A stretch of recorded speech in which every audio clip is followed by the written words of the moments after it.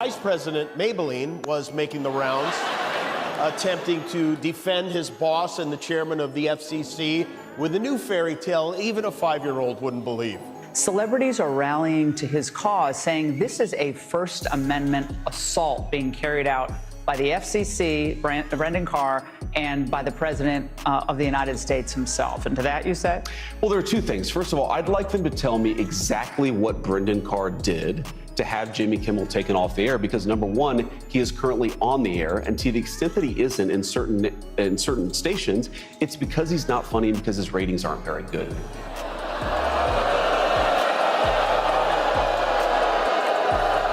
I have some good news for you, J-Dog. We're back on all the stations. J.D. Vance spent days completely seething after Jimmy Kimmel dismantled him on live television, because nothing wounds a politician deeper than humor carrying undeniable truth inside. Every punchline, Kimmel didn't simply mock his appearance. He methodically walked viewers through the actual documented record. The dangerous hoaxes Vance eagerly amplified, the shameless sycophancy he mastered, and the jaw-dropping transformation from Trump's intellectual critic to Trump's most desperately devoted cheerleader. If you watched this drama burn in real time, you understand exactly why Vance was furious. If you're arriving late, hold on tight. A lot of pressure on J.D. Vance tonight. J.D. Vance hasn't been under a microscope like this since his wife asked him why the couch was so sticky.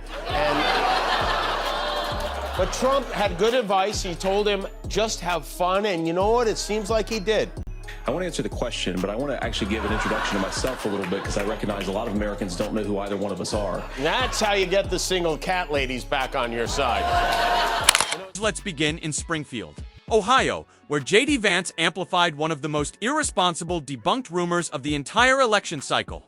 The claim that Haitian migrants were stealing and eating people's pets? Not a rumor with any real foundation. Pure, reckless social media hysteria. Local officials, ground reporters, and Springfield residents themselves crushed it completely. But Vance kept broadcasting it loudly because inside today's attention economy, manufactured panic always sells. Vice presidential candidate J.D. Vance is now pushing a bizarre conspiracy theory that is taking the right by storm. Tonight, CNN's Tom Foreman has fact-checked this claim about Haitian immigrants abducting and eating pets in Springfield, Ohio.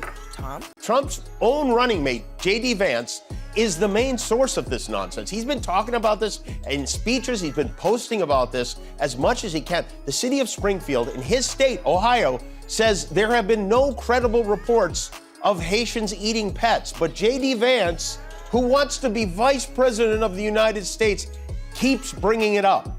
When CNN asked Vance's office why he is pushing such a blatant lie, they said Senator Vance has received a high volume of calls and emails over the past several weeks from concerned citizens in Springfield.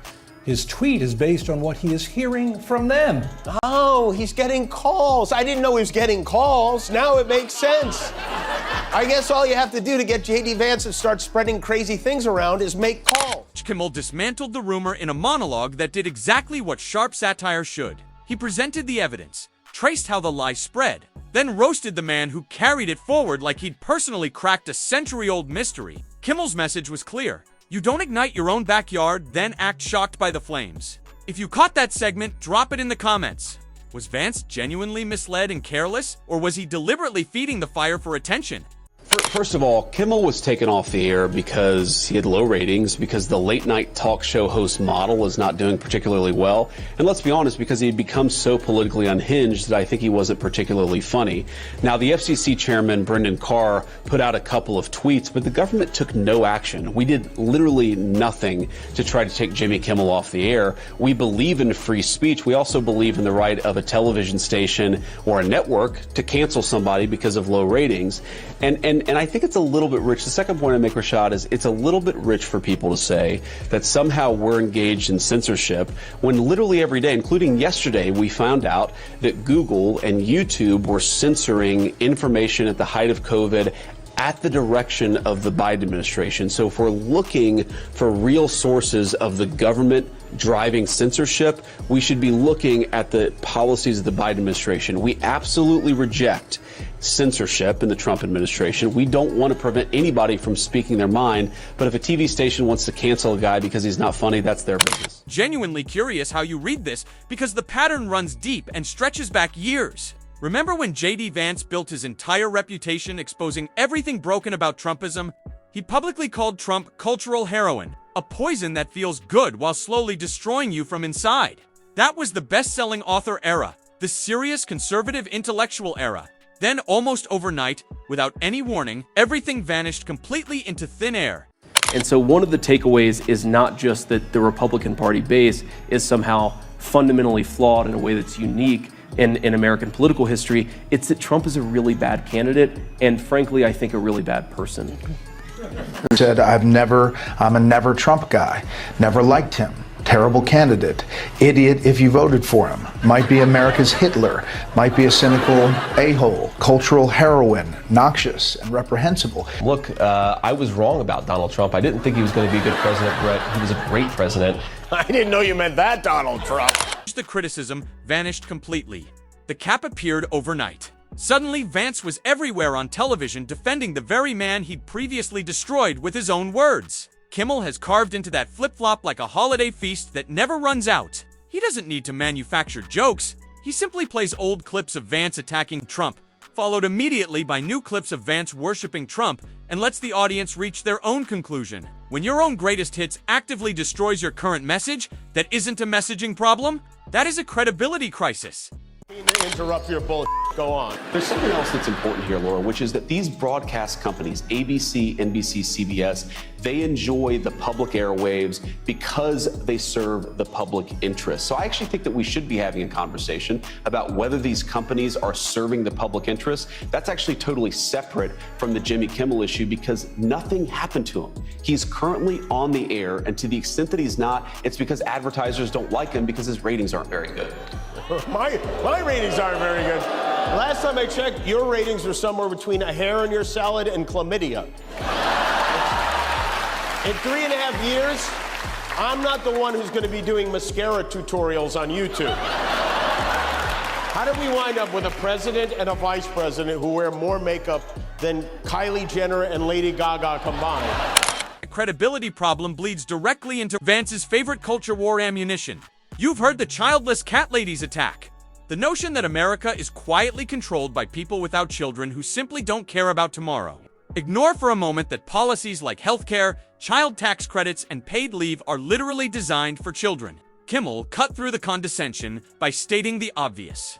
This country isn't a parenting competition. It's a constitutional democracy. And your worth as a citizen was never measured in birth certificates. Tylenol. It's been overwhelming. I've heard from a lot of people over the last 6 days.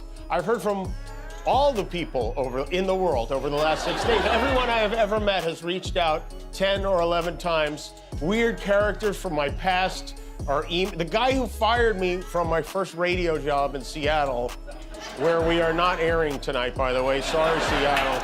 His name is Larry. In 1989, Larry tried to force me to do a bit called Jokes for Donuts, where people would call in with a joke and I would give them donuts. I refused to do it, and then I made a lot of fun of Larry for suggesting it, and eventually Larry fired me, and I had to move back in with my parents. But even he wrote in to cheer me up. Thank you, Larry, and I want to thank everyone who checked. Kimmel stays sharp, fast, and grounded in a value conservatives once proudly owned. Personal accountability. If your policies crumble under basic scrutiny, attacking someone's family choices isn't principled conservatism. It's just embarrassing deflection. Then comes the Trump devotion. Kimmel lives for a perfectly timed hypocrisy montage, and JD delivers fresh material every single day. Remember the endorsement moment where even Trump himself couldn't keep his newest loyal servant's name straight? JD Mandel said out loud on camera. There is some silver lining to the shutdown. According to their official website, during the shutdown, our friends at the FCC will cease their response to consumer complaint and inquiry phone lines, which I'm not a lawyer, but I think means we can now say whatever we want on TV, right? How long you worked here? A year? Okay. Donut. Yeah. Yeah. Which donut, though? Just whatever makes sense. No pickles. Hold the pickles. Oh, well, no, I can get that for you. For most people, getting misnamed by their own hero would trigger serious second thoughts. For JD, it became just another branding moment. Kimmel laughed because the joke required absolutely no effort. Who surrenders their dignity, chasing a shout-out, then smiles warmly when they don't even receive the correct shout-out? And from that moment forward, every time Vance sprinted to defend another Trump disaster, teleprompter meltdowns, conspiracy spirals, corporate threats, it became predictable, late-night Mad Libs. Insert fresh lie. Insert rehearsed outrage. All week to list all of them, but some that I do especially want to mention are my fellow late-night talk show hosts, my friend Stephen Colbert, who's found himself in this predicament, my friends Jon Stewart, Seth Meyers, Jimmy Fallon, John Oliver, Conan O'Brien, James Corden, Arsenio, Kathy, Wanda, Chelsea, even Jay reached out. Sometimes I wonder in what world is the vice president of the United States calling into a giant tooth podcast host to badmouth me and the people who watch this show. There are these judges. Judge Boasberg comes to mind. Lots of judges who are trying to basically say the president can't exercise the powers of the presidency.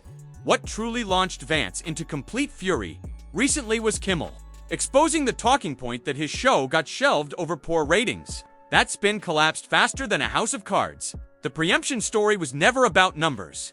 It was about pressure, a deeply public confrontation with government-backed censorship. When Kimmel returned, swinging, audiences followed loudly.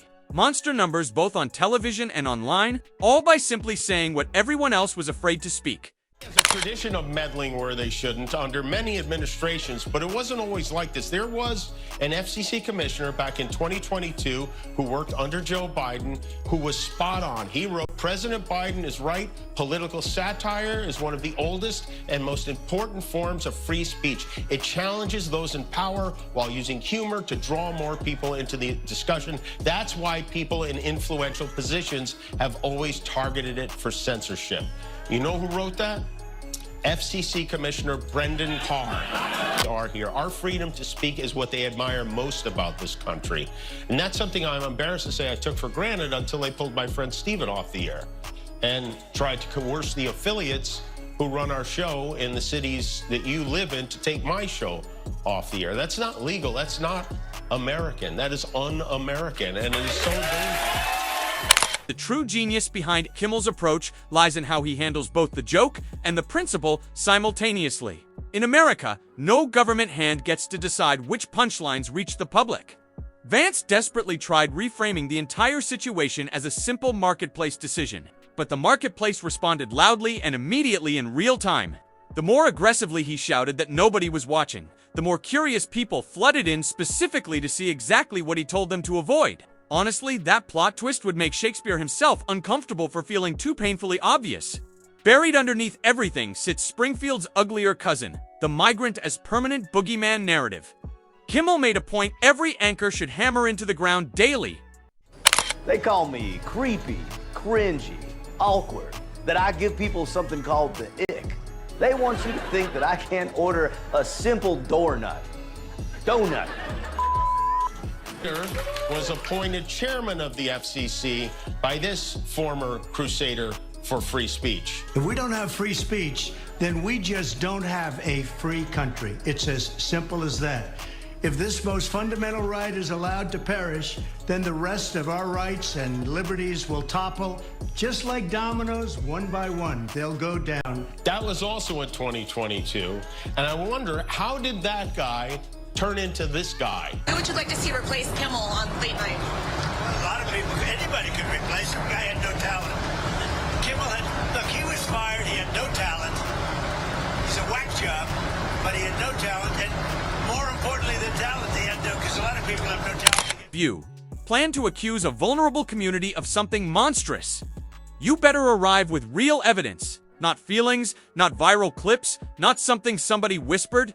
Kimmel produced local official statements, thorough fact checks, and straightforward ground reporting. He accomplished what great satire consistently does better than traditional news. He stripped away all the manufactured drama and held the naked claim directly under harsh light. If you watched that and thought Kimmel was practicing basic journalism, you aren't wrong. We shouldn't require a late-night comedian to teach fundamental verification skills. Talk to the chairman of the FCC. You don't need to know my name, and I am the new chairman of the FCC. You were appointed FCC chairman by Donald Trump? Sir Trump, yes. I used to do this work for the man here and there in Atlantic City. But did I just hear you on the phone threatening Whoopi Goldberg? No, I would never threaten Miss Goldstein. I was just teaching her a lesson about consequences.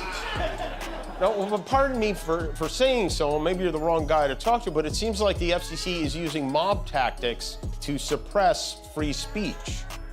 What the did you just say? My mother. We are definitely not driving back to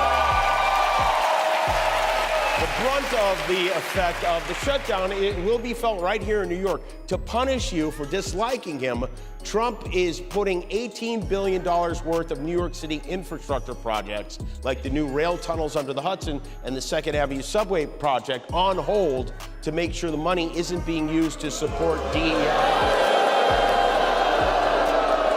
Apparently, they think trans stands for transportation over there, and they want to stop it. This is clearly an abuse of power to punish the city.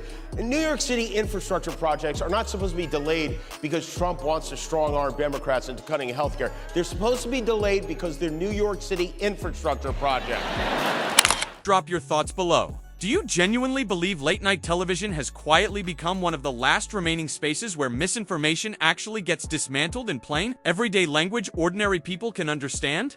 Because that conversation deserves to happen loudly. Now let's talk about Vance's response to absolutely everything thrown his direction. The same exhausting, familiar two-step routine every single time. First, pretend the entire criticism is really just about tone or conservatives being treated unfairly by coastal elites. Then double down aggressively on the exact behavior that sparked the criticism in the first place. When Kimmel shone a blinding spotlight on the Springfield hoax, Vance immediately screamed, "Media bias!" When Kimmel calmly replayed Vance's own recorded words about Trump from years earlier, Vance looked directly into the camera and insisted, with a completely straight face, that he had always believed exactly what he claims to believe right now. As if the recordings simply don't exist. As if everyone watching somehow forgot. I mean, seriously, if that guy walked into your office and told you he was there to start making cuts. I have friends who met a husband, a wife, a boyfriend, a girlfriend, who met the best man at their wedding at Turning Points USA because it was an organization of patriots dedicated to making this country the very best country that it could